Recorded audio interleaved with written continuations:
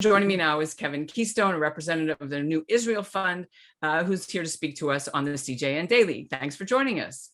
It's my pleasure to be here. Thanks for having me. Great to have you. All right, so your groups joined forces, sent a letter to the 5 leaders of the Canadian political federal parties. First of all, is this the first time that your groups have done such an initiative? So our groups have definitely done initiatives before, New Israel Fund of Canada, JSpace, and Canadian Friends of Peace Now. I think what's unique about this particular moment is that this letter was initiated by the New Israel Fund of Canada's New Generations Council, of which I'm a member. We're a group of folks in our 20s and 30s who are part of the New Israel Fund of Canada umbrella. We initiated the letter and we asked our peers at JSpace and at Canadian Friends of Peace Now if they would join forces with us, and they agreed. So what do you want the 5 party leaders to do? So basically next week, which is to say in the next 10 days or so, there is a group of households in East Jerusalem, Palestinian households in East Jerusalem, that are being threatened with forced expulsion from their homes. So there are 13 households in total. And interestingly, one of the households, their daughter is a Canadian citizen, Rasha Bouderi, who lives in Ottawa. Her parents live in the Sheikh Jarrah neighborhood of East Jerusalem. And they've been given until August 1st to essentially evacuate their home. These expulsions are illegal under international law. And what we want the federal government to do, the letter was also sent to, of course, the Minister of Foreign Affairs, Mark Garneau. What we want the federal government to do is to reiterate the position they've already taken, which is that they oppose these forced expulsions, they oppose settlement expansion in East Jerusalem and the occupied Palestinian territories, and to urge Israel to not expel these Palestinian families. And so it's just to go public on things that they've already told the Palestinian and Israeli leaders just as recently as his last trip to the Middle East in the beginning of July. It's not new policy. Same thing with the NDP. The NDP's policy has been very clear, for example, on these issues, right? That's exactly right. It's not new policy. It is absolutely positions that the federal government has already taken, and in particular, around the forced expulsions that we saw in Sheikh Jarrah in May that ultimately led to the violence at that time. But we really want the federal government to sort of put their money where their mouth is and urge Israel to respect international law, of course, and also to not go through with forcibly expelling these families in August. If the courts rule in favor of the settlers, the Jewish settlers, the right-wing settlers, there's going to be problems. If they rule in favor of the Palestinian Arabs, who are refugees who want them, or the descendants, there's going to be problems. In other words, there's going to be problems on August 1st and 2nd, and we want to avoid that. What can Canada do? It seems like it's a no-win situation, right? I'm not sure it's a no-win situation, to be honest. I think that at the end of the day, we all win. And in particular, Israelis and Palestinians will all win when the international community, and Canada included, enforces international law and creates human rights for everyone. So what are you guys worried will happen either way? If Israel's courts rule that these houses are going to the Nachal Shimshon group and whoever else claims ownership to them, what do you fear will happen? I mean, May wasn't that long ago. So this is it. So we are concerned that we could see at some level a repeat of what we saw in May, which is tearing apart of civil society in Israel and in Palestine, that it's possible that we could see again violence, which is what we saw in May.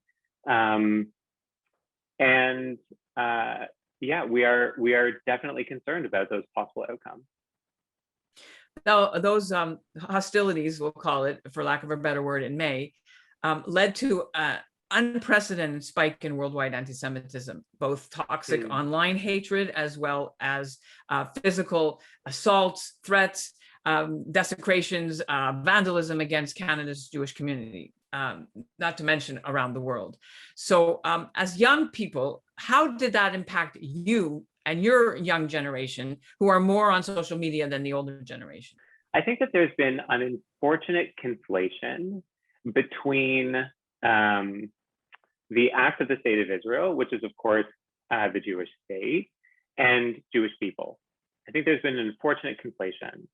And certainly, much of what we see done by the Israeli government, they say they do in service of the Jewish people. And so I certainly understand where that conflation comes from.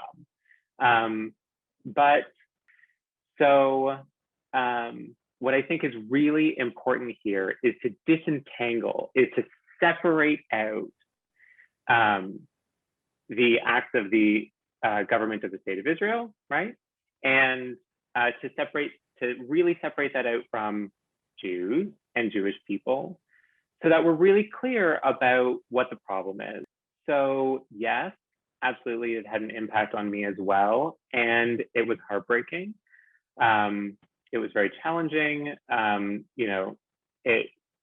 Friends, family members, etc. We were definitely impacted by it. But one of the things that I think is really interesting, it's sort of, I think it draws it together, is that there was just recently a national summit on anti-Semitism. I think it was actually a couple days ago. And the day after, there was a national summit on Islamophobia. And for me, that was really the crux of the issue, which is that anti-Semitism, Islamophobia, anti-Palestinian racism, anti-Arab racism, they're all connected. They are all connected. They are all part of systems of oppression. They are all, the byproduct of, white supremacy. And so one of the ways I think that I and that my peers, that we really dealt with what we were experiencing was to reach out in solidarity to all of those that we knew who were also experiencing hate at that time, right? So Muslim friends of mine, Palestinian friends of mine, Arab friends of mine, Jewish friends of mine. It was about standing together and saying anti-Semitism is wrong, Islamophobia is wrong, anti-Palestinian and anti-Arab hatred is wrong. And what we all really need to be focusing on is equality, dignity, and human rights for everyone. So young people have felt more disinclined to be close to Israel than their older generation, because of these Israeli government policies that have kind of soured a lot of, and I'm not saying only in Canada, especially in the diaspora, right? Western young Jewish community members have said, I have big problems with Israel now, and I don't blindly do what my parents did. So what does this say that, your young generation group is trying to make space for your views in the overall Canadian Jewish, smorgasbord or buffet of opinion? So I think historically it's been a challenge, and frankly, I think it's only going to get easier, to be honest. There was a study in 2018 done by Rhonda Lenton, president of York University, a survey of Canadian Jews. And it found that across the religious spectrum, from Reform to Orthodox, it didn't matter. Young Jews, on average, are more liberal than their parents and grandparents. And so I think that the future of the Canadian Jewish community is more liberal. And frankly, we are also demanding an end to the Israeli occupation. The politics are changing, our voices are becoming louder, our elected leaders are seeing it and being responsive to it. And so I think this trend will only continue. But you've had a lot of pushback from the other older generation, as well as, the more right-wing supporters of Israel here in Canada. So how are you navigating that? And how are you finding space, as you said, by, your campaigns? Yeah, that's a great question. So we have had pushback, and it has been very frustrating. I think centrally, what we found most frustrating is that there's, like you say, right-wing organizations. One of the things that at some level they succeed at doing is creating the perception that there is a Canadian Jewish consensus on these issues, and that there is only one consensus, right? Which is also, I should say, their consensus. So what I think we have been successful at doing and will only become more successful at doing is really breaking that idea that there is a consensus. There is truly a plurality of views on Israel, on Judaism, on everything related to it within the Canadian Jewish community. I mean, it's like that old adage, what is it? 2 Jews, 3 opinions. So I think that as we continue to break down the idea that there is a consensus, we will only be more successful at advancing our views. So your group's letter was about the upcoming court hearings and August 1st and August 2nd deadline, but there are wider issues in reference to the rights of Palestinians and demolitions by the Israeli forces, Israeli government, and settlements as well. So how does that play out as far in besides these 2 key dates? What else do you want? Well, absolutely. So there are wider issues. There is, of course, the forced expulsions that we've talked about. There are the demolitions of homes and businesses. In particular, there was a business that was demolished in Silwan recently. And in fact, speaking of Silwan, there are 86 families there that are under threat of expulsion, but there are 20 homes that are at imminent risk of demolition. And in Silwan, the homes of more than 1,000 Palestinians are under threat of demolition. And there are wider issues here. So the Israeli government, through its restrictions and regulations on building homes and zoning bylaws and that kind of thing, also prevents Palestinians from being able to build homes and build businesses. And this is also part of the overall campaign to, frankly, replace them with illegal Israeli settlers and settlements. So not only are we calling for the end of forced expulsions and the end of the home demolitions and evictions, but we're also calling for adequate permitting so that Palestinians can build their homes, their businesses, their communities where they live. Understood. I do need to ask you, on your Twitter, your personal Twitter, you've called for supporting BDS through your union, and you called it Israel apartheid. So is that words that the New Israel Fund would approve of as well? So the New Israel Fund of Canada does not support BDS and is very much in support of a 2-state solution. Okay. So is there anything else you want our listeners to understand? Yeah, I think what I'd like